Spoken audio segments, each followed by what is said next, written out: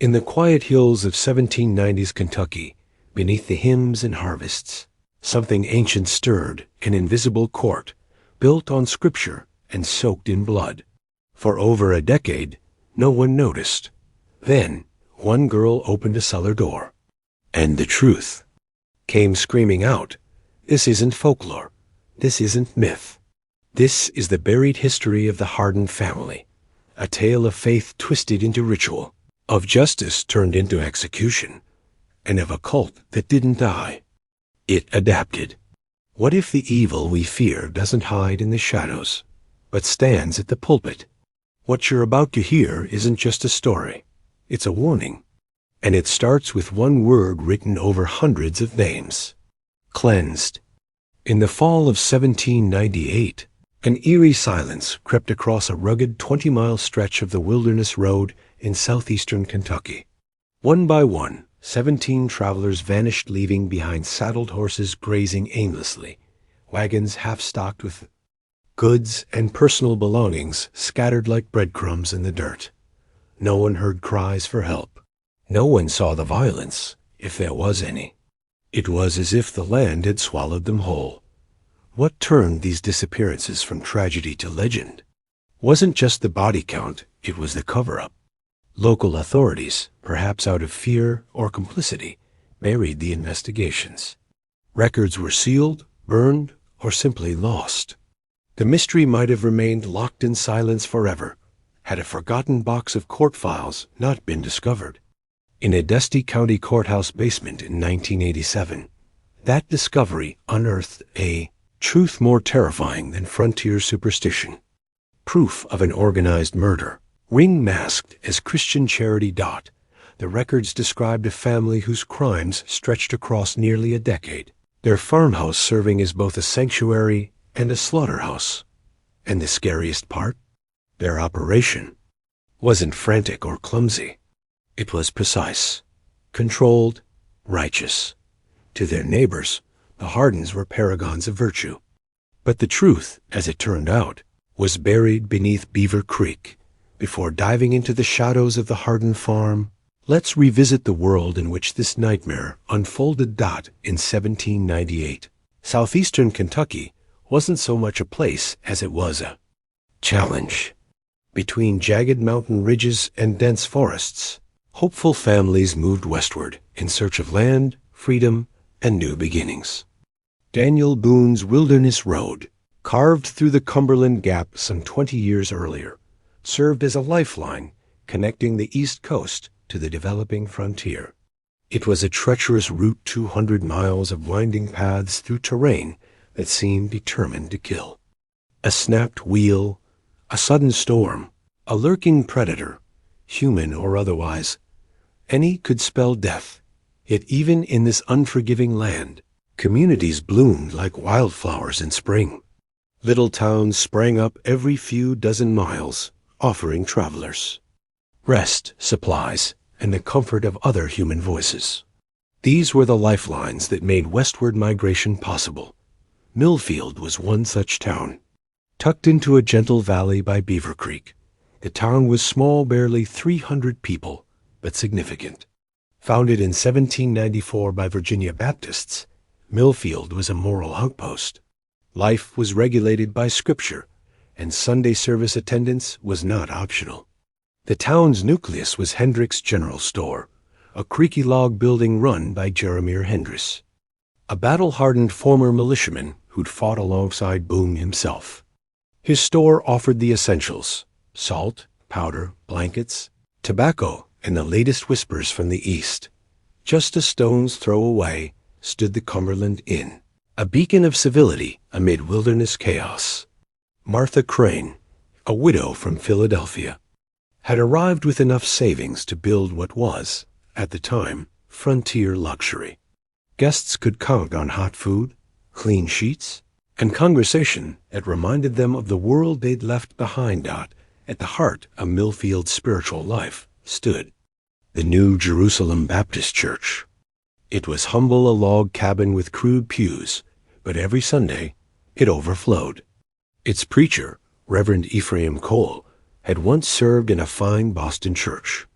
Now He dedicated himself to the rugged souls of the frontier, mixing sermons on salvation with advice on growing corn and avoiding frostbite. Among the town's most esteemed citizens were the Hardin family. Ezekiel Hardin was an imposing man, towering, broad, and deeply respected. A lay preacher, he often filled in for Reverend Cole, delivering thunderous sermons with terrifying conviction. He spoke of God's love and wrath with equal fluency, as if he had walked the fields of heaven and the fires of hell alike. His wife, Temperance, was his mirror in form and opposite in function. A petite woman with silver-streaked hair and restless hands, she was the community's healer. Her knowledge of herbal medicine bordered on myth. She treated infections, eased childbirth, and mended broken limbs with uncanny success. Neighbors claimed she saved more lives than any formal doctor in the region, that their 3 children seemed cut from the same virtuous cloth. Caleb, the eldest at 26, had his father's strength but his mother's gentleness. He worked their 400-acre farm with unwavering devotion, always pausing to help neighbors with their harvests. Josiah, 24, was quieter, more thoughtful, a teacher in the winters when farming waned. And then there was Mercy. At 22, she was widely considered the county's most beautiful girl, admired not just for her looks, but for her grace and kindness. Hardin Farm was a marvel. Set along Beaver Creek, just 3 miles south of Millfield, it boasted fertile soil and robust harvests. Tobacco, corn, livestock, it thrived in all. Visitors noted how the family seemed unusually prosperous, even wealthy. Their home was a 2-story log mansion with glass windows and ornate furniture that would have looked more at home in Richmond than the frontier. Silver candlesticks, imported china, leather-bound books, their possessions suggested education. Travel, money. Behind the home stood a barn large enough for 50 horses. A smokehouse, blacksmith shed, infirmary, and the largest root cellar in the county completed the compound. That root cellar, as it would turn out, hid more than turnips. Yet it wasn't the Hardins' wealth that made them stand out. It was their charity. On a road known for danger and death, the Hardin family was known as protectors. They offered food, shelter, medicine, and even help with repairs, never asking payment from those who had none. If a storm hit, Ezekiel was the first on horseback, riding into the night to rescue a broken wagon or a wounded animal. Temperance welcomed the sick into her outbuilding infirmary, which housed tools and tinctures that rivaled those of any East. Coast Hospital. Mercy kept a guest book, a beautifully handwritten ledger of names, origins, and destinations travelers from every corner of the East. Many a weary soul had made it to Lexington or Louisville alive because of a night at the Hardin farm. By the end of 1798, it had become almost customary for local guides to direct travelers there. "You'll find good shelter, fair prices, and warm hearts," they'd say. "The Hardens will see you safe." But in the wilderness, safety is an illusion, and goodness, when unexamined, can become a mask. On October 13th, 1798, a merchant named Samuel Fletcher was expected in Lexington. He never arrived. Fletcher wasn't just any merchant. He was known across the region punctual, prepared, and meticulous. 4 times a year for over a decade, he made the long, dangerous trek between Virginia and Kentucky. He was no stranger to the risks. That's what made his disappearance so terrifying. His business partner, Thomas Greeley, waited 2 days before realizing something was horribly wrong. Then, like any friend in 1798 would, he mounted his horse and followed the trail in reverse. He found near Millfield would begin unraveling a horror that had lived undisturbed for years. Samuel Fletcher was not the kind of man to vanish. He ran his trade routes like clockwork 4 trips a year from Virginia to Kentucky and back, hauling barrels of flour, bolts of cloth, and rumors from back east. For 12 years, He'd managed the wilderness road without delay or disaster. But on October 13th, 1798, Fletcher disappeared, and the land offered no explanation, not his partner. Thomas Grelly knew Samuel's habits better than most husbands knew their wives. So when Fletcher missed their agreed-upon meeting in Lexington, by 2 days, Grelly didn't hesitate. He packed provisions and rode east at dawn on October 18th, tracing his friend's intended path in reverse. The trail was familiar and eerily undisturbed. At every stop-ins, trading posts, blacksmith shops, Grelly heard the same story. Yes, Fletcher passed through. Yes, he was on schedule. No, there was no trouble dot until Millfield. There the trail ended as though the earth had swallowed him. On Grelly's second day of searching, he found the first tangible clue. Fletcher's horse, a distinctive bay Mare tall, lean, and well-trained, was grazing peacefully near Miller's Creek.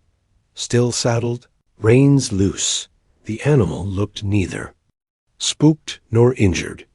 Strangely, the bridle had been unbuckled and draped carefully over a low-hanging tree limb. It was as if someone had tended to the animal before letting it go. Even more disturbing, Fletcher's saddlebags were untouched. Inside, Grelly found goods bound for Lexington, cloth samples, trade papers, and a pouch with nearly $50 in silver coins, a fortune on the frontier. Robbery, the most logical explanation, no longer made sense. Near the site, Grelly noticed something chilling. A trail of personal items, Fletcher's gloves, a ledger, a worn boot spaced in a deliberate line leading away from the road and phone into the woods. It was as if someone had torn these objects from him as he was dragged, step by step, into the trees. Alarmed and out of his depth, Grelly sought out the law. Millfield's constable, Jacob Winters, was a man forged by conflict. A veteran of the Revolutionary War, he'd served under General Mad Anthony Wayne during the brutal Ohio campaigns. Winters was no stranger to death or deception. If there was blood to smell, he could catch the scent from miles away. After hearing Grelly's account and inspecting the site himself, Winters didn't hesitate. He summoned a search party 12 men drawn from the toughest woodsmen in Millfield. Among them was Henrik Johansson, a Swedish tracker whose skills were said to rival the native Shawnee, and Benjamin Stokes, a bounty hunter whose reputation for finding the lost and the guilty was unmatched in 3 counties. The group followed the trail into the woods. Bits of torn fabric clung to thorn bushes. A few drops of dried blood dotted the moss. The signs were unmistakable. Fletcher had been alive when he left the road, perhaps wounded, likely struggling. The trail led toward a familiar destination, the Hardin property dot, but then, at the very edge of the Hardens' land, the trail simply vanished. One moment, Johansson was reading the ground like scripture. The next, he stood confused. "It's like he disappeared into air," he muttered, kneeling to examine the earth once more. No broken branches, no more blood, no boot prints. It was as though Fletcher had been lifted from the forest floor and spirited away. Perplexed and increasingly suspicious, Winters decided it was time for a conversation with the town's most respected family.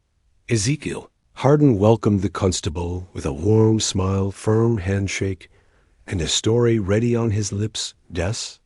He remembered the merchant. Fletcher had arrived late on the 13th, nervous and in a hurry.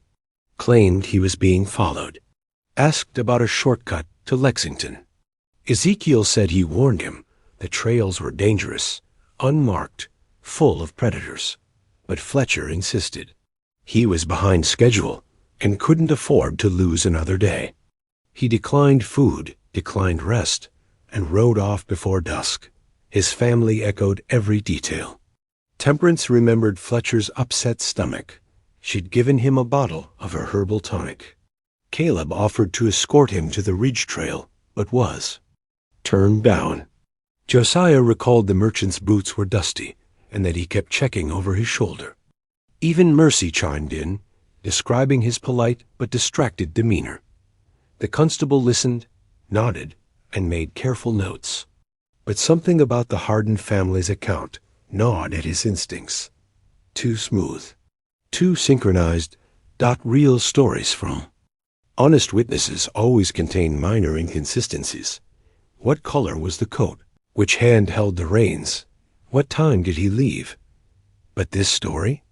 It was too clean. Too rehearsed. Like a script memorized line by line. As Winters surveyed the property, his unease deepened.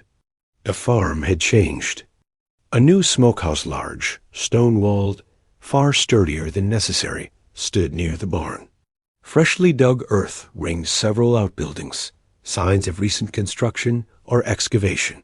The root cellar, once modest, now boasted reinforced timber, supports, and a widened entrance big enough to wheel in a wagon. Improvements, Ezekiel explained with a chuckle. The harvest had been bountiful. They were preparing to sell in Lexington and needed proper storage and meat curing facilities. His explanations made sense. His tone, however, was too careful. The warmth the Hardens were known for now felt. Brittle. Forced. Temperance's hands trembled as she served coffee. Mercy's eyes kept darting toward her father. Caleb and Josiah, usually cheerful, stood stiff and silent. Every gesture screamed of performance under pressure. Winters left the farm that afternoon with no evidence, no warrant, and a gut full of dread. He'd seen this dance before. Respectable people hiding rot behind painted smiles. Still, without proof, all he had was a vanished man and suspicions that could destroy careers. And so, Samuel Fletcher's case was quietly filed as yet another casualty of the wild frontier robbery, or perhaps an Indian attack. His name was added to a long list of souls lost on the road west. His horse was sold, his debts settled, and within weeks the world forgot him. But Constable Winters didn't, because as autumn faded and winter gripped the hills, more travelers began to vanish. And every one of them had last been seen near the Hardin farm. By winter's breath in 1798, fear had begun to settle like frost along the wilderness road. Fletcher's disappearance had been dismissed, buried beneath official shrugs and muttered speculations. But the road didn't forget. It watched. And it continued to take. Every 2 to 3 weeks, another soul vanished. A merchant, a family, a preacher, all walking into the same 20-mile stretch and never stepping out the other side. People tried to explain it away. Highwaymen, Indian raids, blizzards, wild animals. But those who had lived long on the frontier knew the patterns of danger. This was different. This was deliberate. And those closest to the land began whispering warnings. Stay clear of Beaver Creek. Don't take the Hardin Road. Ride fast past Millfield and don't stop. The second major disappearance came in November. Dr. Marcus Cromwell, a well-respected physician from Richmond, had left Virginia with plans to open a medical practice in Louisville. He traveled with everything. He owned books, surgical instruments, medicines, and savings. Over $300 in goods, all of it packed carefully in a sturdy wagon. He was last seen near Millfield. Days later, his wagon was discovered near Devil's Fork, just 3 miles from the Hardin property. It had crashed into a shallow ravine and tipped. Yet something about the wreckage didn't feel right. The vehicle had clearly been pulled from the snow and set upright again, its axle cracked, but the contents untouched. Everything was still there, except Dr. Cromwell and his medical satchel. The bag had contained surgical tools of remarkable quality, including a bone saw and precision instruments far beyond what was common on the frontier. Whoever had taken it had left behind silver coins and valuable trade goods. That was the part local authorities couldn't understand. Why leave the money? Animals wouldn't steal a scalpel, And thieves didn't ignore Silver December brought a storm that became legend in the valley. Temperatures dropped so suddenly that birds froze mid-flight. Trees cracked in half from the weight of ice. And through that terrible blizzard rolled the Henley family, Jonathan and Elizabeth Henley, along with their 2 children ages 6 and 8, had been traveling west in a covered wagon. They were caught just a half-mile from the Hardin farm, when the snow buried the road. According to Ezekiel's later statement, the family had never reached his property. He suggested they likely lost their way in the storm and perished in the wilderness. Search parties combed the woods for days once the weather cleared.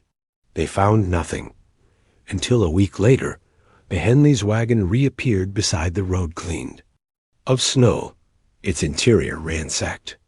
Clothing and personal items were gone, but curiously, the food and tools remained. Even stranger, there were footprints, many of them around the wagon.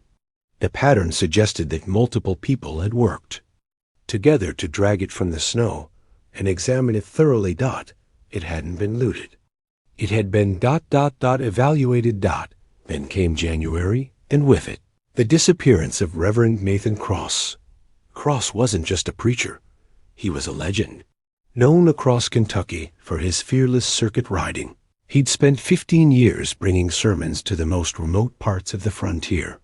He'd faced bandits, storms, and worse, and always emerged with nothing but mud on his boots and fire in his voice. He was last seen carrying nearly $200 in church donations, bound for a new chapel in Frankfort, when his horse was found grazing beside the road days later. The saddlebag containing the money was still intact. Again, no signs of robbery. Authorities blamed the winter. Perhaps Cross had suffered a heart attack or stroke, they reasoned, and wandered off to die alone in the cold. But for Constable Winters, the coincidences were starting to reek. Too many disappearances, too close together, too many trails ending near the same property. And always the same story from the Hardens. Yes, they'd seen the travelers, briefly, at a distance. They had warned them, don't ride alone, don't take that trail, don't ignore the weather. The Hardens always offered help, and the travelers always declined. They were, according to Ezekiel, headstrong, stubborn people. Pride came before the fall. What made it all so maddening was how believable it sounded. These weren't wild tales. These were common dangers. Bad roads, bad weather, bad luck, and the Hardens were still saints to the community. Ezekiel's sermons drew bigger crowds than Reverend Cole's. His booming voice filled the church with righteous thunder, his eyes locking with each parishioner as he warned of damnation. People came from neighboring towns just to hear him preach.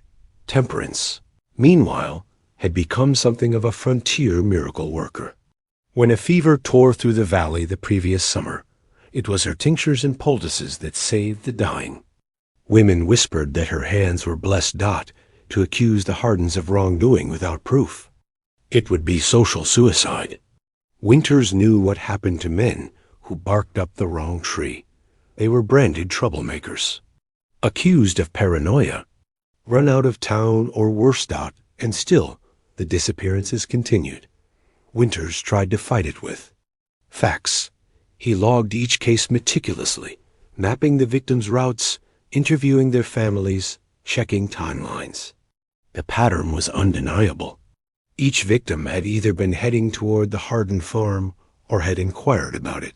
He brought up concerns to town leaders. They waved him off. It's the frontier, they said. People vanish. But even Winter's hardened soldier that he was couldn't ignore what he felt. A sickness in the pit of his stomach. The sense that something was watching him. That the woods around Millfield had eyes. That the righteous shine of the Hardin family wasn't just a halo, it was a spotlight hiding something darker behind it. The family's behavior had shifted too, though no one seemed to notice but him. Caleb and Josiah were less social now, more guarded. They showed up at gatherings, but said little. Their laughter, once easy, now sounded forced. Temperance still smiled, but her eyes had lost their warmth. And Mercy, once the darling of Millfield, had grown pale and distant. She avoided eye contact, shrunk into herself. And when Ezekiel preached, she sat stone-faced, hands clenched in her lap, lips unmoving even during hymns. The illusion of perfection was beginning to crack. But it would take a child and unlikely witness to break it wide open. That revelation was still weeks away. For now, the road remained hungry. The snow fell silently on Beaver Creek, muffling the cries no one heard. And travelers kept vanishing. It wasn't an officer or a preacher or a traveling merchant who pierced the veil of suspicion surrounding the Hardin family. It was a child. 9-year-old Timothy Voron lived with his parents in a modest homestead about 2 miles east of the Hardin farm. A curious boy with wild imagination and a knack for wandering, Timothy spent more time in the woods than he did at home. He'd come back from his little expeditions with tales of tree spirits and secret caves, of animals who talked if you listened long enough. Most adults chuckled and waved him off, until the day he came to Constable Winters with a story that wasn't whimsical at all. It was terrifying. The boy stood on the constable's porch one morning in March 1799, boots muddy, breath fogging in. The chill, eyes wide with something not even he could name.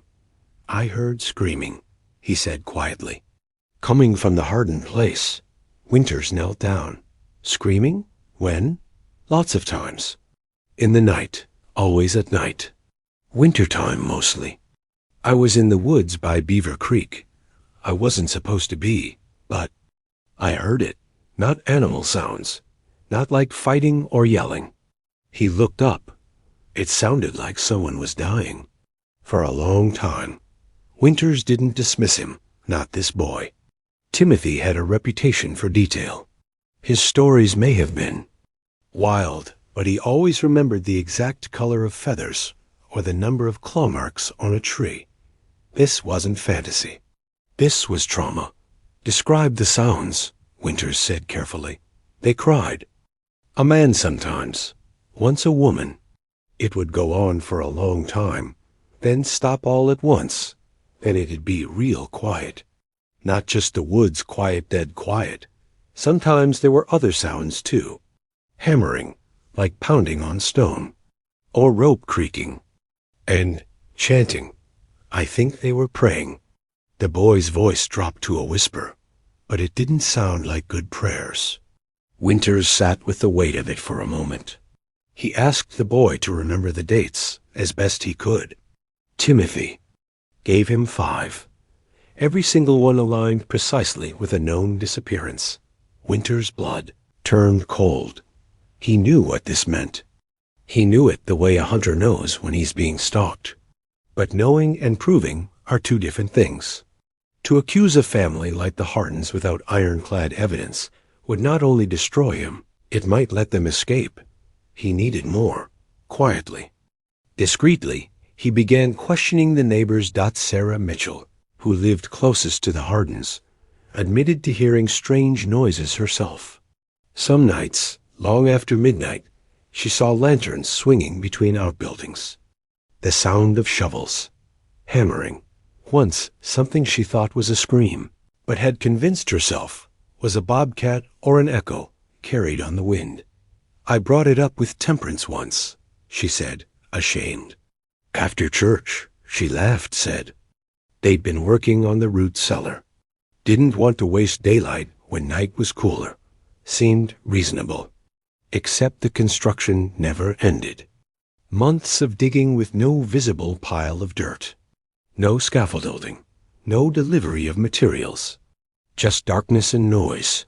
Another neighbor, Henrik Johansson, the same Swedish tracker who had helped in Fletcher's search, shared something more disturbing. He'd found bones scattered near the property line. Animal bones, he'd thought at first.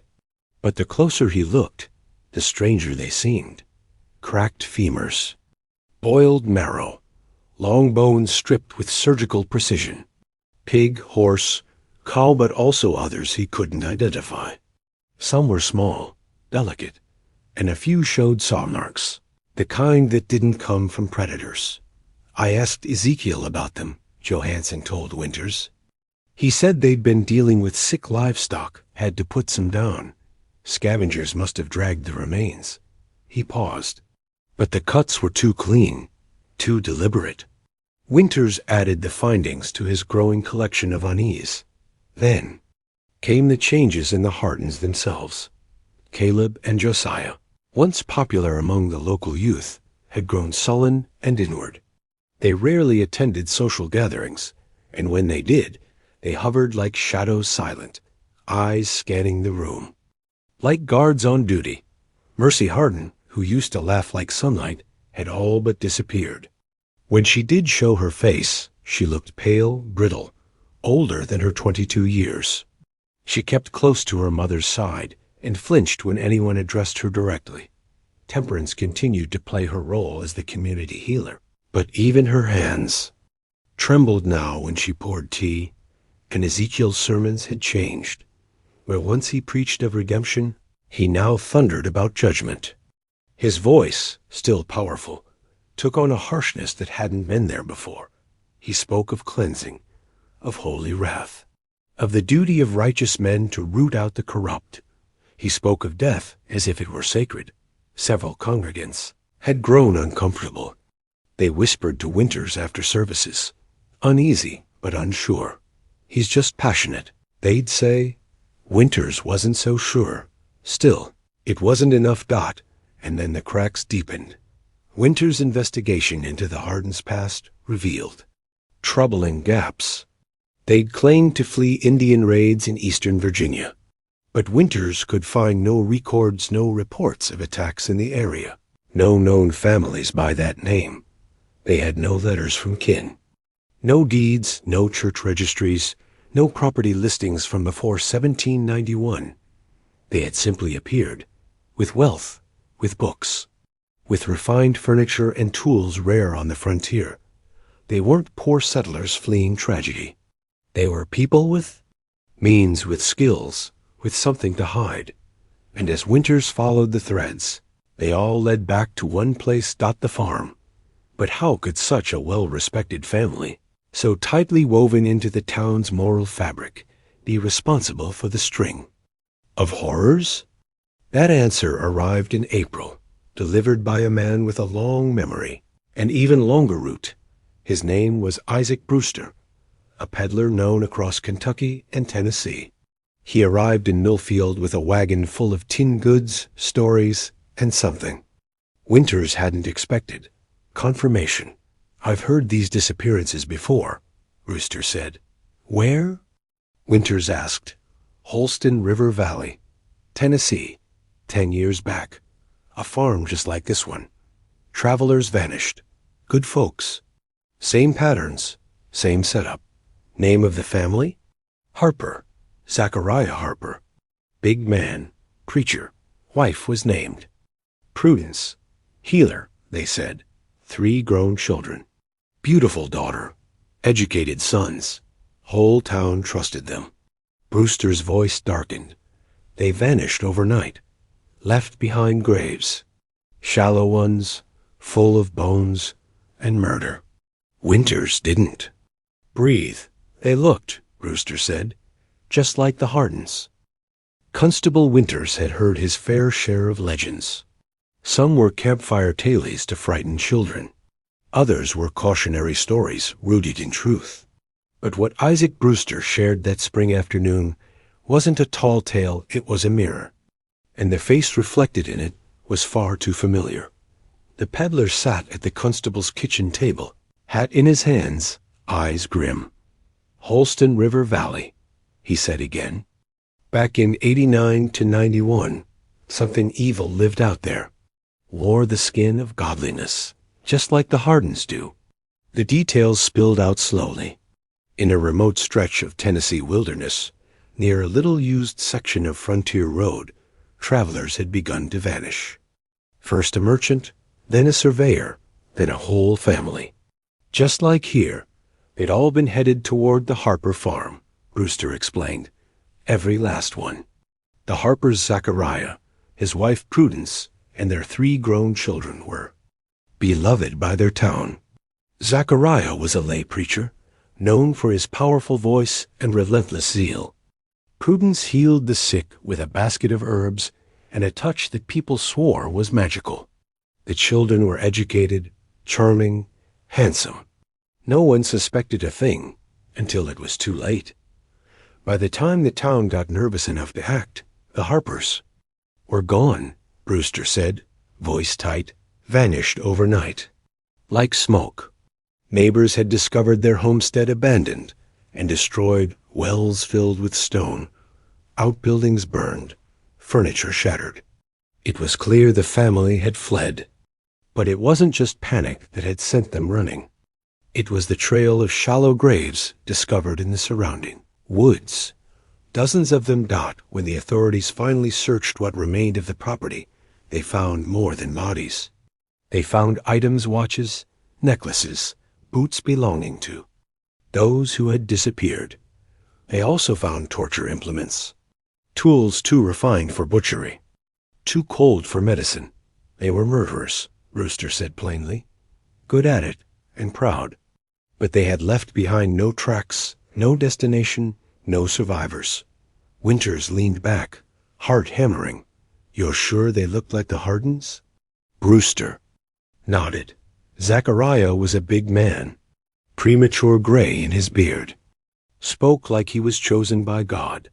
Prudence was tiny, bird-like, always fussing over people. Their eldest son, Caleb, they called him too, was a mirror of this one. Broad-shouldered, quiet, dangerous if he needed to be. The daughter, beautiful, reserved, eyes full of secrets. Same name, Mercy. It was too perfect, too exact. What if they hadn't just vanished? What if they'd simply changed names? Winters felt the pieces locking into place. A family of serial murderers, experienced and untraceable, traveling state to state, reinventing themselves whenever suspicion closed in. They'd done it before. They could have done it again. And now they had perfected their operation. 8 years in Kentucky without detection. Dozens of disappearances. No bodies. No mistakes. Until now. Until Mercy. Because what came next wasn't the work of lawmen or neighbors or chance. It was a crack from within the House of Horrors itself. On the night of May 22nd, 1799, as the moon sat low over Beaver Creek and the town of Millfield slept, there came a knock at Constable Winter's door. It was barely a sound. A soft rapping, like rain on old wood. When he opened it, she stood there, Mercy Hardin. Her shawl hung loosely over her shoulders, hair disheveled, eyes wide and red-rimmed. She looked hollow, like something had been scraped out of her soul. She stepped inside without a word.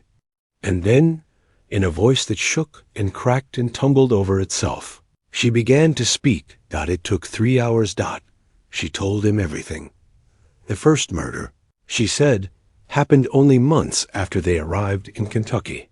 Her father, Ezekiel, had justified it as divine judgment.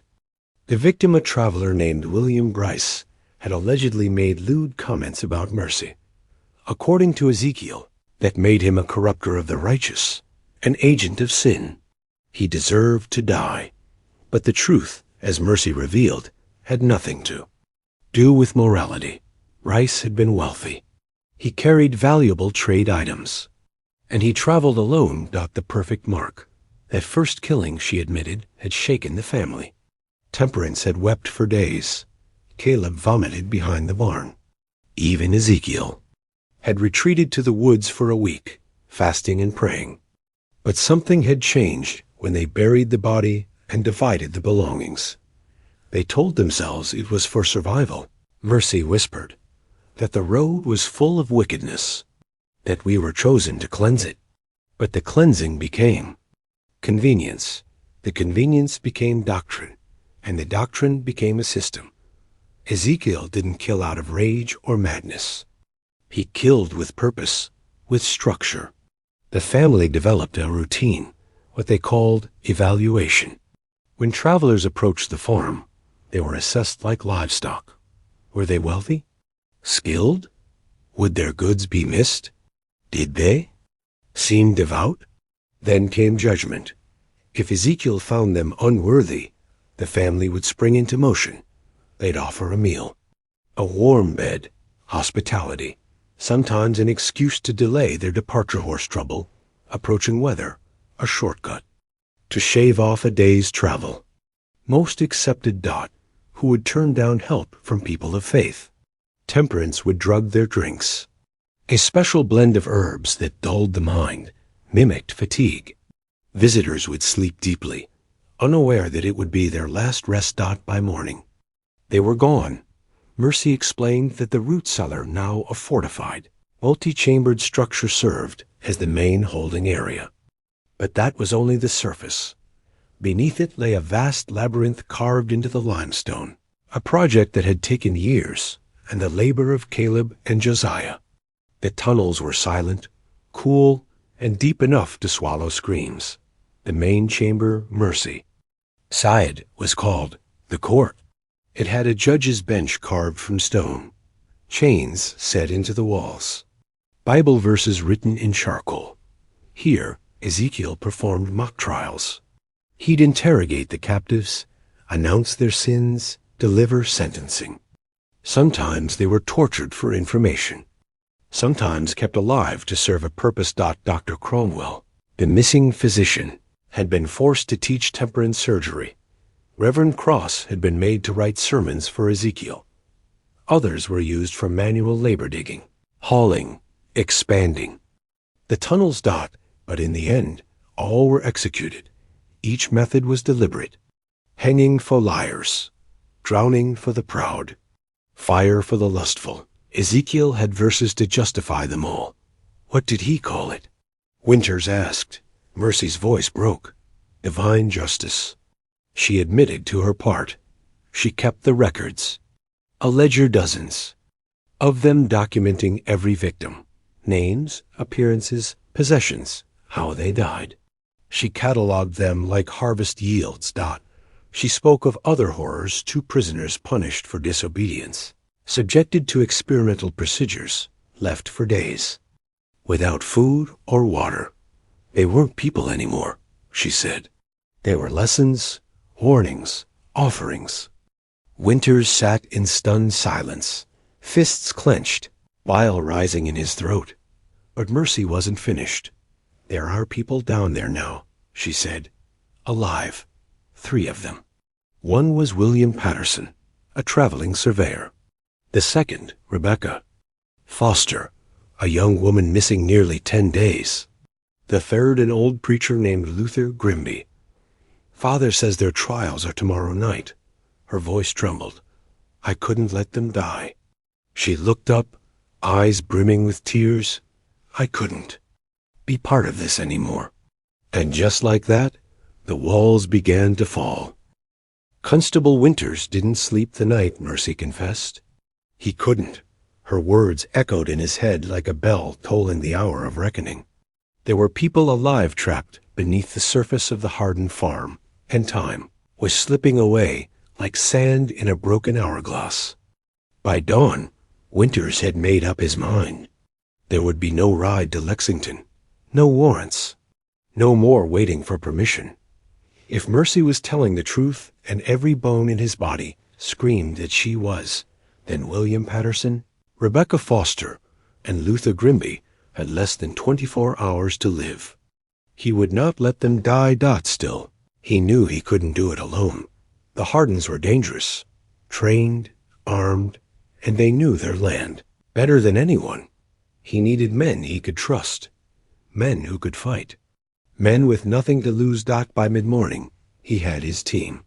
First was Henrik Johansson, the Swedish immigrant who could track a footprint through fog and shoot the eye out of a hawk. Winters didn't even finish the explanation before Henrik nodded and fetched his rifle. Then came Isaac Brewster, the peddler, had the kind of knowledge no lawman could replicate insight into the Harper family's patterns, strategies, and weaknesses. He carried no badge, but he'd been chasing this darkness for years. They were joined by Benjamin Stokes, the former bounty hunter, and Daniel Crawford, an ex-scout turned farmer with a history of violence. Both had seen enough frontier blood to know this wouldn't be a simple raid. The five of them met in the shadows behind Winter's cabin. Mercy was there, pale and trembling, sketching the layout of the underground maze from memory. Her hands shook, but her voice remained steady as she pointed out entry points, blind, corners, and the hidden escape route that led nearly a quarter-mile into the woods. "The main entrance is the root cellar," she said. "But it's not just storage, it's a trap. My brothers have built defenses there for years. They're expecting visitors one day. They'll be ready." "What about the escape tunnel?" Winters asked. Mercy looked at him. "That's where your men go. Block it. If they try to run, trap them in their own labyrinth." The plan was born in silence. No one spoke of survival. No one asked for guarantees. They knew what this was. This was war. That night, under a moon blackened by storm clouds, 5 men rode toward the Hardin farm. The wind had picked up. The trees moaned. The animals were silent. It felt like the earth itself knew what was coming. They dismounted a mile from the property and moved on foot, rifles slung, boots quiet on damp soil. Henrik led the way, following the creeks and tree lines, avoiding every open patch of land that might reveal them. As they approached the Hardin homestead, Winters saw it. The farmhouse lit with warm, golden lamplight, smoke drifting from the chimney, as if nothing beneath it was rotten. But beneath that roof, in chambers carved from stone, people were screaming. They heard it as they neared the root cellar, muffled voices, gasps, cries. The unmistakable sound of pain, of ritual. The time for stealth had ended. Winters and Johansson descended into the cellar. Stokes and Crawford crept toward the tunnel exit. Brewster remained above, rifle ready, watching the main house.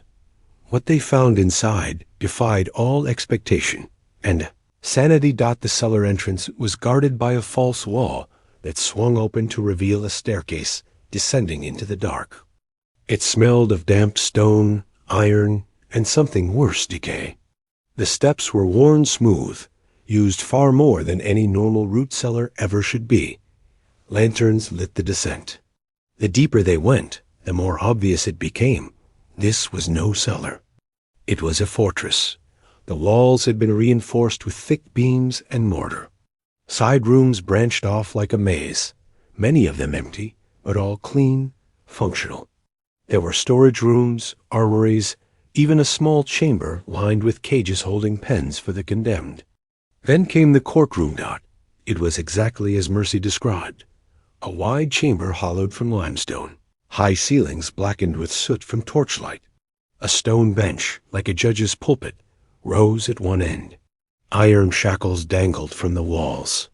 Biblical verses had been scrawled in coal and blood on every surface. And in the center of the room, standing like a preacher before his flock, was Ezekiel Hardin. His face was lit by firelight. His expression? Rapture. He didn't look surprised to see them. "Judgment comes in many forms," he said calmly. "Tonight it walks on 2 legs, pretending it knows righteousness." Before Winters could speak, the room exploded into violence. Josiah Hardin lunged from the shadows, blade drawn. Johansson met him with a shot that rang through the cavern like thunder. Josiah collapsed, screaming, blood pouring from his shoulder. Caleb came next, a hulking shadow from a side tunnel. He swung an axe meant for Winters' head, but it struck stone instead. Winters fired point blank. Caleb staggered, dropped the weapon, and fell back, stunned but alive. And then Ezekiel moved.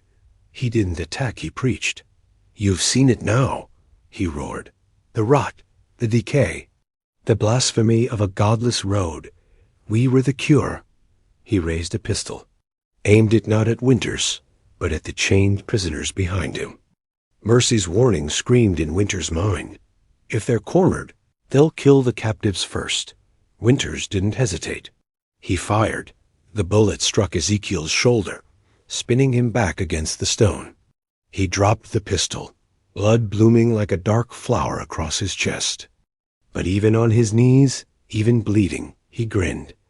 "They'll replace me?" he muttered. "They always do." With Caleb and Josiah down, the fight shifted fast. Temperance, found upstairs trying to torch the house, was tackled and bound by Brewster. The main house burned anyway. Sparks caught on dry wood. The fire began to spread. Stokes and Crawford blocked the escape tunnel. No one made it out that way, Dot, and beneath the house, in the prison cells, the living were found. William Patterson was weak, but alive. Rebecca Foster had been tortured, her wrists bore cuts from shackles, but she wept when she saw Winters. Luther Grimby was barely conscious, but he breathed. They carried the survivors out as the flames climbed higher, illuminating the valley in flickering horror. By the time dawn broke, the Hardin house was a smoking ruin. Its secrets, however, were intact, preserved below. Over the coming days, investigators would descend into those tunnels and discover the full magnitude of the crime. Bones, so many bones, clothing, journals, surgical instruments, and ledgers. Mercy's ledgers, neatly written, page after page. A record not of harvest, but of death. 67 names, 67 stories, and countless questions left behind. But on that night, as the embers cooled and the captives slept, Winters felt something he hadn't in months. Stillness, not peace. Not yet, but something close. The fires had died, but their shadows remained. For days, Millfield buzzed with attention that clung to every porch and pew. The revelation of what lay beneath the Hardin farm had spread like infection, carried in whispers, glances, and sudden silences whenever names were mentioned. The respectable family they'd prayed with, traded with, trusted, had been orchestrating evil from beneath their own doorstep. And yet, amid the horror, one name lingered differently. Mercy. Her role in the unraveling of the nightmare complicated everything. She had confessed. She had led the rescue. Without her, the prisoners would have died. And yet, she had also participated. Her signature graced every ledger. Her handwriting recorded dates of death, methods, belongings taken. She had documented. Horror like a bookkeeper tallies grain. The people of Millfield were torn. Was she a hero? A prisoner herself? Or just another villain with a softer face? That question soon landed squarely in the hands of the Kentucky Territorial Court. Mercy Hardin was taken under guard to Lexington in late May. She did not resist. Her wrists were bound, her face pale, her head held high. Not defiant, resigned. Constable Winters accompanied the procession. He didn't trust the militia alone to handle the transfer. Too many wanted revenge. Too many would love to see her throat slit before sunrise. But Winters believed she deserved more than that. Not mercy, perhaps, but truth. And truth required.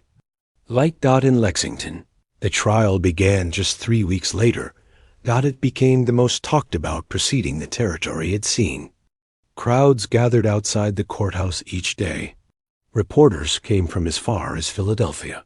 For the first time, frontier justice would be tested in a case that blended religion, ritual, serial murder, and psychological control.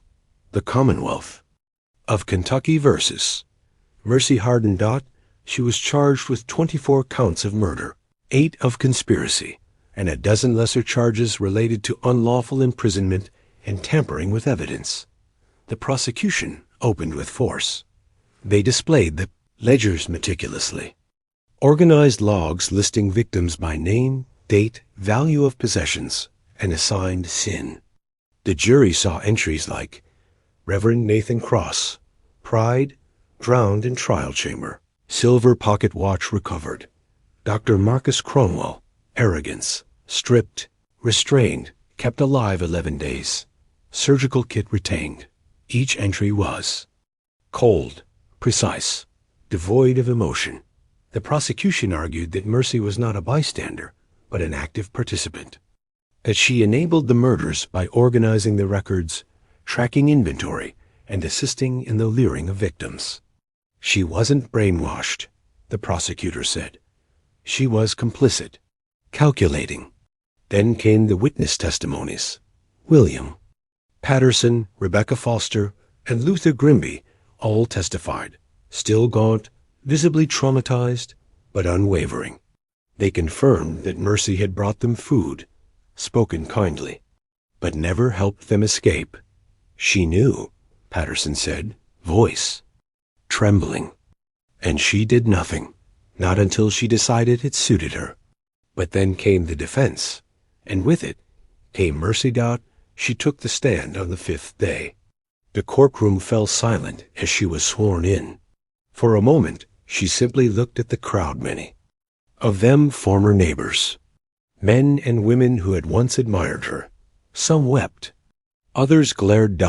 She spoke with a voice that had shed all pretense. I was raised in a cult, she began. But I didn't know that word until I was nearly 20. She described her childhood, a home governed by scripture twisted into violence. Her father's sermons about divine justice, beginning long before Tennessee. His belief that the world was full of sinners, and it was their sacred duty to purify it. That God would reward them for ridding the earth of corruption.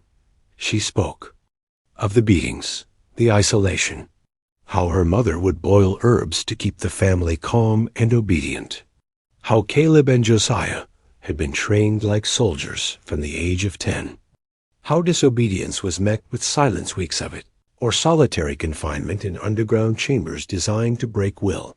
I wrote the ledgers because if I didn't, she said, someone else would. And then I wouldn't know who had died. I wouldn't know their names. I couldn't stop it, but I could remember. The courtroom listened in stunned quiet.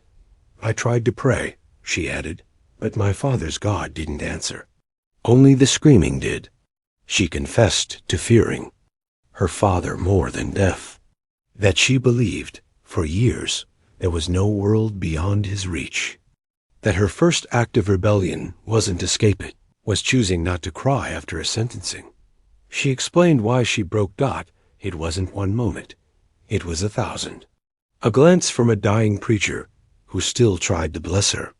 The sound of a child's toy found in a captive's bag. The trembling of her own hands as she dipped a pen into ink to log yet another execution.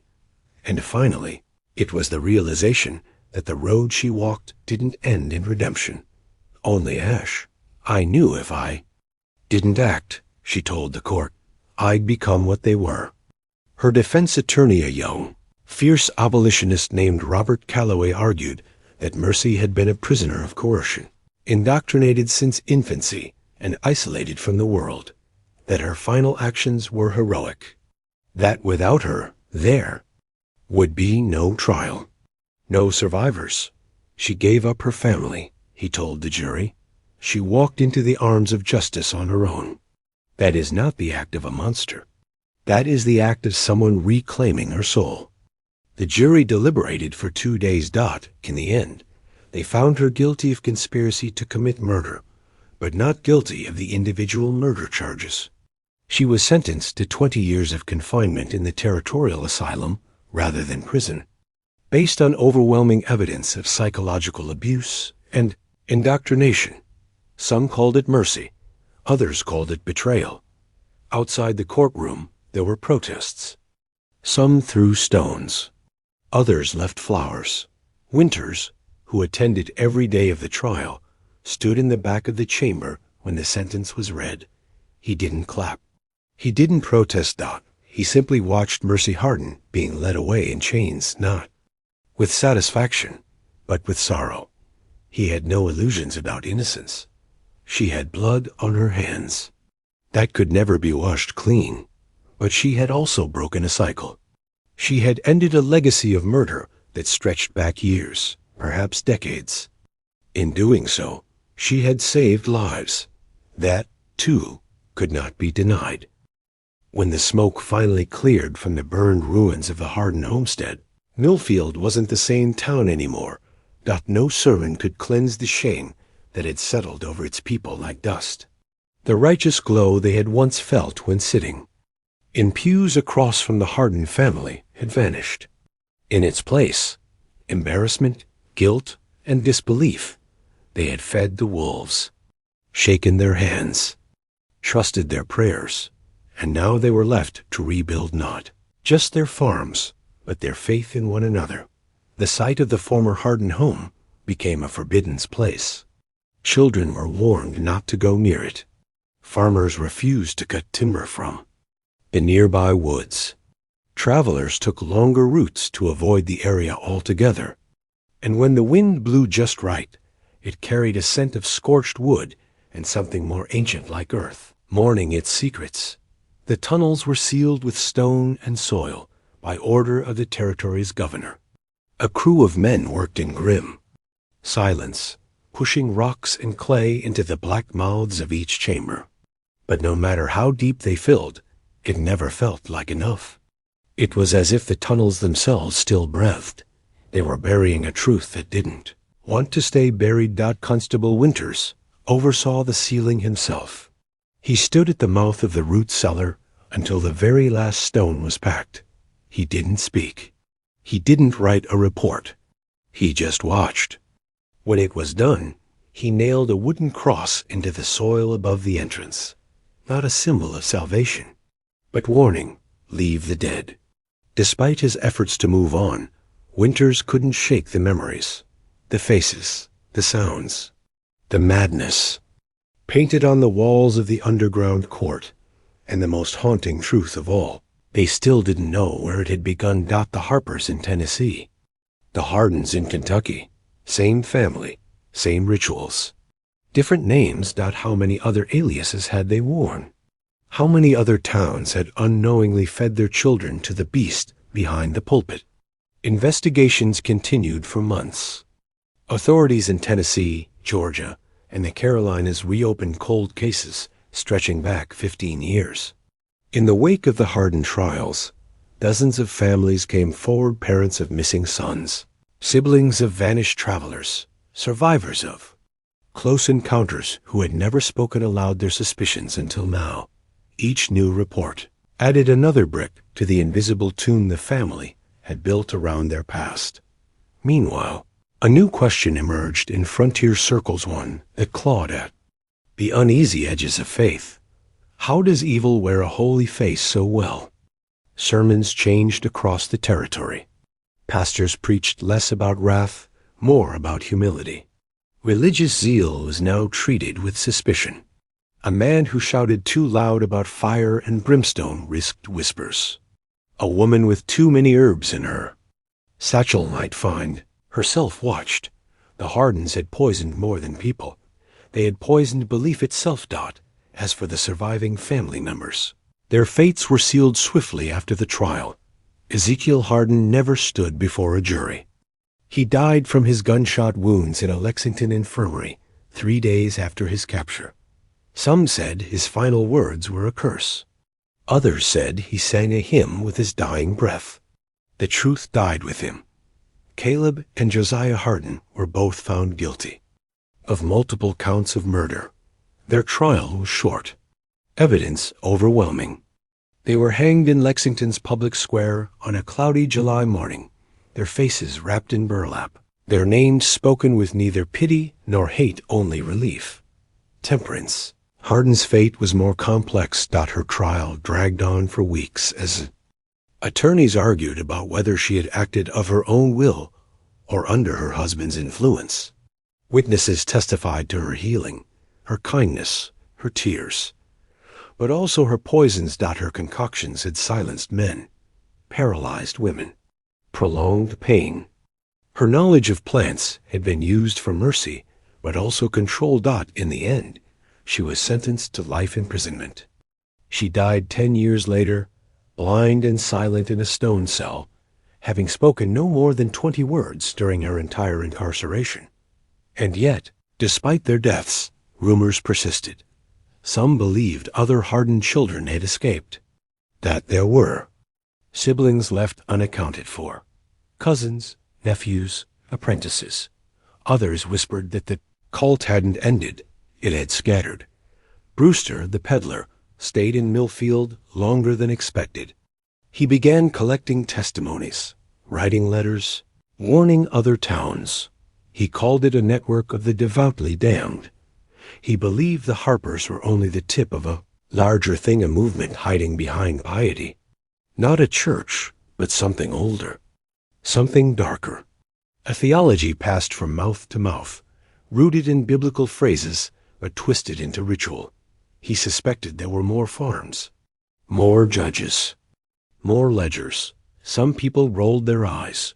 Others checked their cellar doors twice before bed. Winters kept working. Though he had changed, he wrote less, spoke less. He became deliberate, measured. He left Millfield 2 years later, never giving a reason. Some say he went west. Others claim he entered the priesthood. The truth is simpler. He had seen hell in a churchman's smile. He could never unsee it. As for Mercy Hardin, her name disappeared from public record not long after she entered the asylum. She spent 5 years there. Then, in 1804, during a flood that damaged the facility, several patients were relocated to other territories. Mercy's transfer papers were lost. The asylum burned in 1806. No death certificate was ever issued. Some say she changed her name. Others believe she died in the fire. But every so often, strange stories surfaced. A quiet woman showing up in mining towns. A midwife with old scars and no history. A nurse who cried when she heard certain hymns. One account came from Missouri. Frontier widow claiming to have hired a healer named Miss H, who wept while watching children sleep, who never spoke of herself, and who left in the night without saying goodbye. No one ever proved anything. But the world never forgot her name.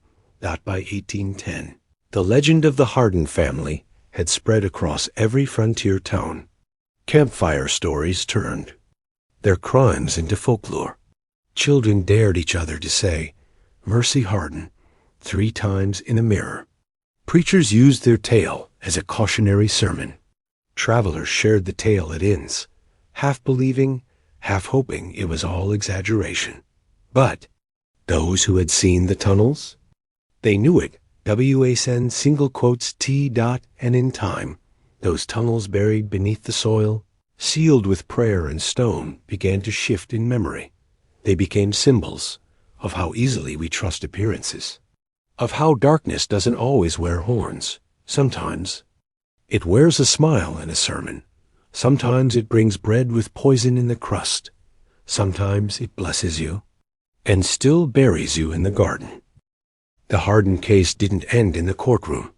It didn't die in the asylum, or on the gallows, or in the ashes of the farmhouse. It lived on in pages.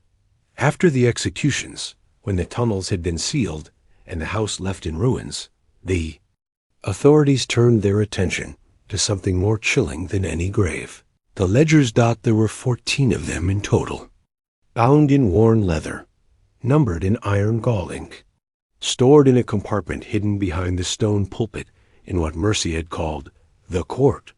They had escaped the fire and the looters left behind by a family too careful to burn its own. Scripture. Each book was a grim record, laid out with mechanical precision. Victims were not simply listed, they were categorized, according to their so-called sin, social status, possessions, and final verdict. Ezekiel Hardin hadn't been a madman scribbling rants. He had been a clerk of death, a theologian of terror. The opening page of each volume contained a single phrase: "Justice is not blind. She sees through flesh into the soul." What followed were names and dates spanning more than a decade. Many were local travelers, peddlers, surveyors, missionaries. Others came from farther away. Some were never reported missing because they had no one to report them. Migrants, widows, orphans, runaways. Each victim was assigned a label. The greedy, usually merchants or traders, sentenced to suffocation. The lustful, often women, executed by fire or boiling. The apostates, punished by prolonged starvation or mock trials. The proud, preachers, teachers, lawyers drowned or beaten. The idle, vagabonds or outcasts, used for labor, then eliminated. Alongside each entry were notes clinical, almost bureaucratic. Height, weight, belongings, behavior under duress, how long they lasted before confession. Winters, who returned from self-imposed exile to assist in cataloging them, said it felt like reading the diary of a god who thought man was clay to be reshaped. Some entries ended with cleansed. Others simply read incomplete, rescheduled for re-examination. The implications were staggering. It suggested structure process, not chaos, but ritualized execution. A machine of judgment. But it was Ledger 11 that chilled the investigators. Most. This volume broke format. Its entries weren't only about the dead. They included correspondence, notes between family members, sermons by Ezekiel that had never been spoken aloud, diagrams of the tunnels, sketches of restraint devices and punishment stations, and in the back, tucked in a false binding, was a single letter, written not to a family member, but to another preacher, one not named, only titled. To the shepherd in Missouri, it began, "We have received your last crate and have found the shackles to be of superb craftsmanship." The child's restraint, in particular, held well beyond expectation. "We have implemented your feeding schedule and have noted marked behavioral shifts. As always, your scripture variations continue to offer new clarity. We hope to visit before the snow." It was signed, "In him, Ezekiel." This was the final confirmation. The Hardens had not been operating alone. They were part of something larger, a network, a doctrine, a shadow church. Federal authorities quickly got involved. A multi-territory investigation was launched. The existence of other shepherds became the new obsession.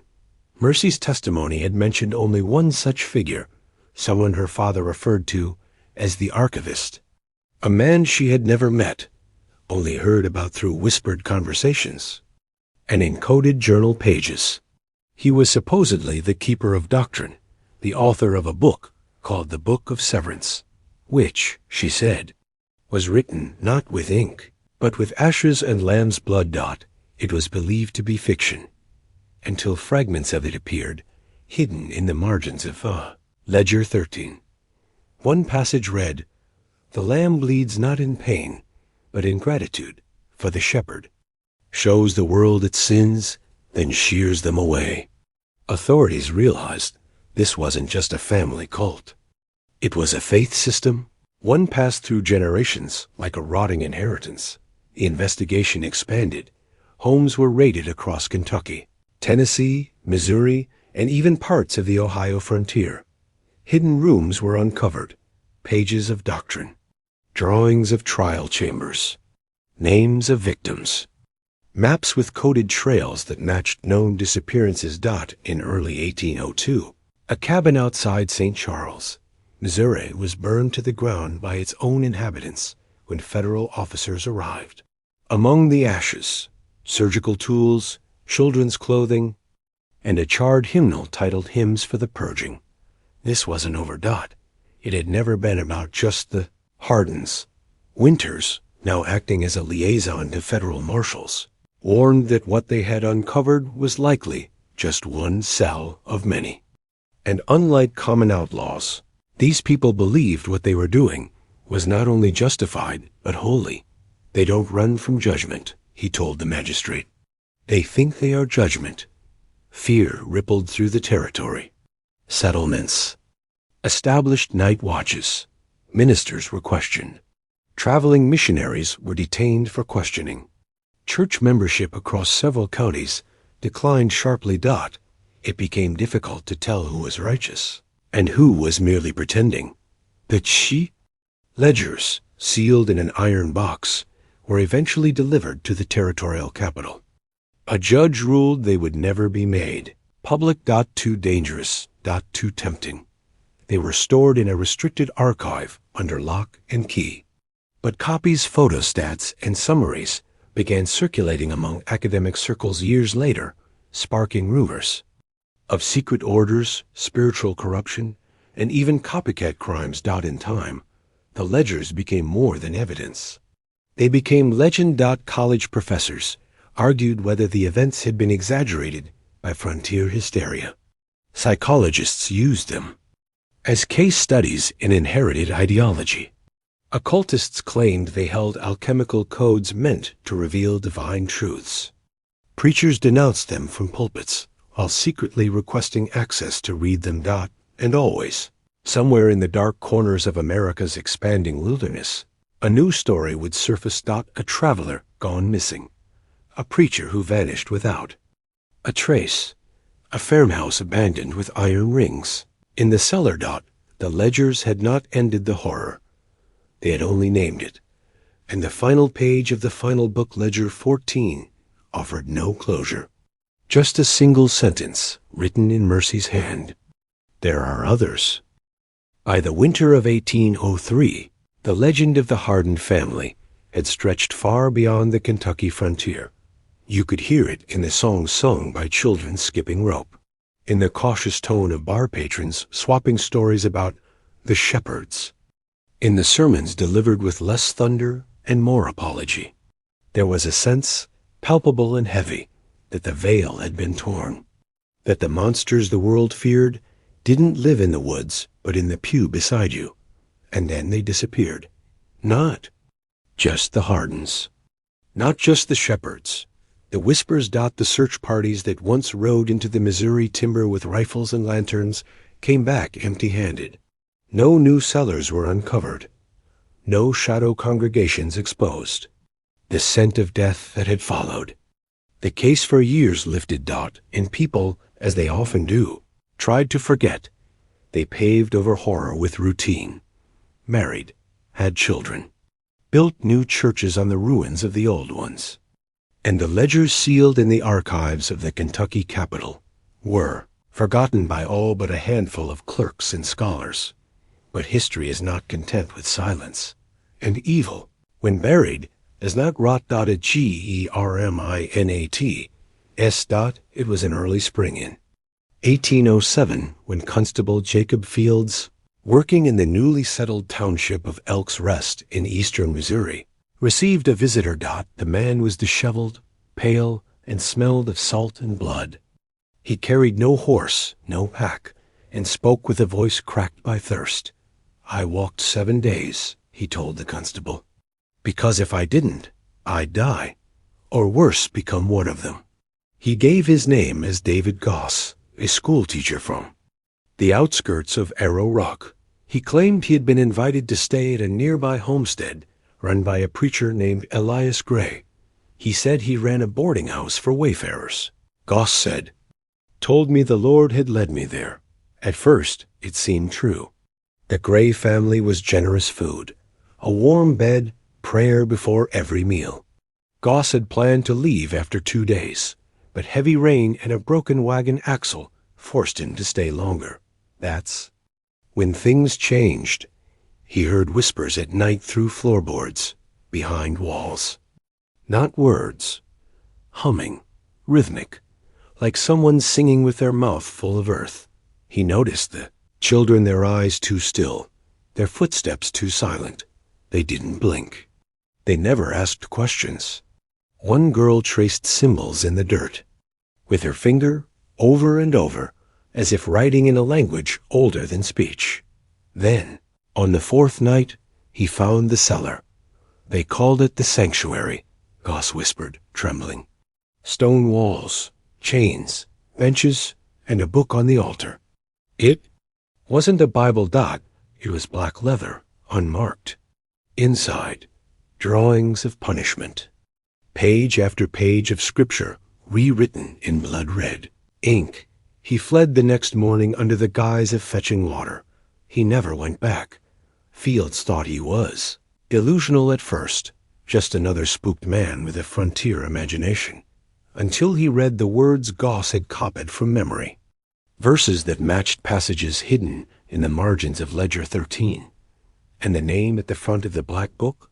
Book of Severance, second copy, property of Archivist Gray. The trail hadn't ended. It had gone quiet. It had gone west. Authorities acted swiftly this time. A federal dispatch was sent from St. Louis. By the time investigators reached the Gray homestead, it was abandoned. The fire had already started. Flames tore through the barn and crept toward the main house. Inside, they found no bodies. Only ashes, the skeletons of livestock, and a single symbol drawn into the floorboards of the basement in charcoal and bone. Therefore, 3 dots in a triangle used in alchemical texts. Also found etched into the pulpit of the Hardens underground. Court. The archivist lived, or his disciples did. Back in Lexington, Brewster, the former peddler turned cult hunter, read the report with trembling hands. They never stopped. He told the governor's aide. They just learned to hide better. In the years that followed, similar stories surfaced. A traveler in Illinois who found a church in a cave, filled with empty chairs facing a slab. A missing postmaster in Indiana, last seen speaking with. A charismatic preacher in a long gray coat.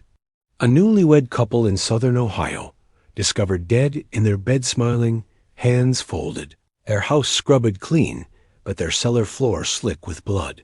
Each case bore the hallmarks of what investigators began calling the covenant doctrine, a belief system rooted in the theological blueprint the Hardens had once followed. They now had a name for it. A dossier and a list of traits. Worship disguised as hospitality. Sign categorized, punished, documented. Use of trial chambers and ritual speech. Indoctrination of children. A traveling archivist who delivered doctrine and tools. Federal government began quietly collecting intelligence. But the frontier was vast, roads unreliable, communities too spread out, and the doctrine, like a virus, mutated with every new host. In time, the investigation was unofficially shelved. No. One declared it over. But fewer men were assigned. Funding dried up. Files were boxed and buried in basements. The country was growing. New wars needed fighting.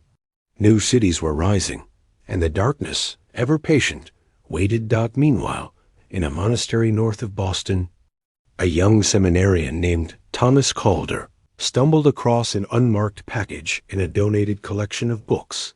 Inside, one of the Hardin ledgers. Ledger 6. No record of who sent it. No return address. Its final entry read, "We are the marrow. The sinless shall inherit the blade." Calder didn't sleep that night. He locked the book away and years later published a study under a pseudonym. Warning of a hidden church of blood. No one believed him, except those who had seen the tunnels. Back in Millfield, Kentucky, grass had reclaimed the Hardin land. The warning cross Winters had once nailed stood broken, leaning like an old man. Children played in the fields again, unaware of what had once festered beneath their feet. But on certain nights, when the air grew still and the moon rode low, some swore they could still hear something moving underground. Not spirits, not memories, whispers. Years passed, then decades. The story of the Hardens faded from daily memory, like a scar concealed beneath a sleeve. Towns grew up around the places where their legacy had once thrived. Churches were rebuilt. Rail lines were laid. Children were born to parents who never spoke of what had come before. But silence is not the same as healing, and forgetting is not the same as forgiveness. In 1854, nearly 60 years after the Hardin trials, a team of railroad engineers arrived. Outside Millfield, Kentucky, tasked with cutting a new line through the old farmland. They surveyed the area with maps that no longer showed the Hardin name. The land had passed hands, been renamed, then renamed again, until even county records forgot. On the third day of excavation, while driving stakes into a hilltop slope, a worker's spade struck something hollow, stone, carved, flat, deliberately. Placed, they uncovered a stairwell, angled, deep, hidden beneath a layer of limestone and timber that had, somehow, held against weather and time. Within hours, they realized what they had unearthed. A door, sealed in soil, bound in rusted chains. The sheriff was called. The county judge. By sundown, a crowd had formed, curious eyes, drawn by old rumors, half-remembered stories passed down by grandfathers who drank too much and said too little. And by morning, the door was open. What lay beneath was not just a tunnel. It was a cathedral of cruelty. The underground chambers, thought to have been completely collapsed, had survived. Not all. Some corridors had caved in.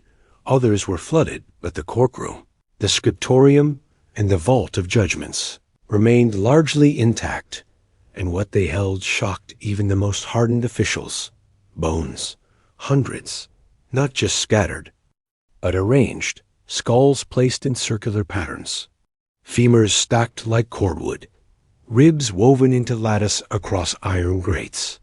And in the center of the courtroom, on the stone bench once used by Ezekiel Hardin, a rotted Bible lay open to the book of Revelation. The pages were fused with blood. Local authorities halted the excavation. The site was cordoned off, but news had already spread. Scholars arrived within weeks. Archaeologists, theologians, writers, conspiracy theorists. It became a pilgrimage, morbid, hushed, electric with fascination. The tunnels were studied, mapped, catalogued. And the questions began again. Had they missed bodies during the first investigation? Or had someone returned? One room, the vault, contained artifacts not listed in the original reports from 1799. Modern clothing. Fabric dyed in colors not available in that era. A copper pocket watch manufactured in 1828. A hymnal with print typeset. Used after 1835. Someone had been down there long after the Hardens were dead. Then came the journal. Found sealed in wax. It was unsigned, but unmistakably written by a woman. Dated entries spanned from 1811 to 1815. They described rituals, visitors, names. One passage stood out. I keep the fire low. It is not light we need, but remembrance. Their voices echo still. If I sleep, they sing. If I breathe, they judge. But I remain. I am the ledger now. Forensic handwriting analysis confirmed what some feared. It matched Mercy Hardin. She had survived, escaped the asylum, returned to the place of blood, and for years lived among the ghosts of her family, writing, remembering, repenting. But what happened after 1815? No one knows. Some believe she died in the tunnels, though no body was ever found. Others say she walked into the woods one final time, shedding the last of her name like old skin. A few even believe she founded a hidden church, somewhere west of the Mississippi, where no one knew her face, but everyone followed her words. No proof. Only echoes. And the echoes never stopped. In 1860, a pastor in West Virginia was arrested after parishioners found a hidden room beneath a chapel lined with restraints, bloodstains, and a familiar triangle symbol etched into the floor. In 1872, a letter sent to a Baltimore newspaper anonymously claimed, they meet still. Once every season, the shepherds gather. The archivist watches, and the blood never dries. And in 1881, a group of missionaries traveling the Rockies discovered a stone altar in a cave marked not with crosses, but ledgers, names, each followed by a date and a single word, balanced. The cult never truly died, it evolved, it split. Scattered, learned the lessons that exposure had taught them. They no longer built courts beneath their homes or shouted scripture in firelight. Now, they whispered, they taught restraint. They waited, what began with the Hardens may not have been the origin, but it was the first time the veil had been lifted wide enough for the world to see. And though it had since closed, those who had looked through it were never the same. The ledgers, now preserved in locked vaults across multiple institutions, remain subjects of academic debate. Some believe they are the most complete record of frontier mass murder in U.S. history. Others believe they are only fragments of something deeper, something religious. Yes, but also parasitic, a belief that feeds. And while the world moved on, while cities were built, wars were fought, presidents elected beneath it all, the bones remained, still there. Still arranged, still waiting. As for Millfield, it changed its name in 1902. Too many tourists, too many stories, too many nightmares. It became Hollis Grove, a sleepy farming town with no mention of the past in its brochures. But the land remembers. Farmers report odd sinkholes opening on foggy mornings. Children have gone missing near the old woods. And every so often, a preacher arrives, charming, gentle, well-spoken, only to vanish a few weeks later, leaving behind a shed full of journals and an altar made of stone. And somewhere, maybe, in a chapel beneath the earth, or a church without windows, there is a voice. Female, measured, penitent. Writing, remembering. Tallying sin, like a bookkeeper balances coins. Mercy, still, or what remains of her,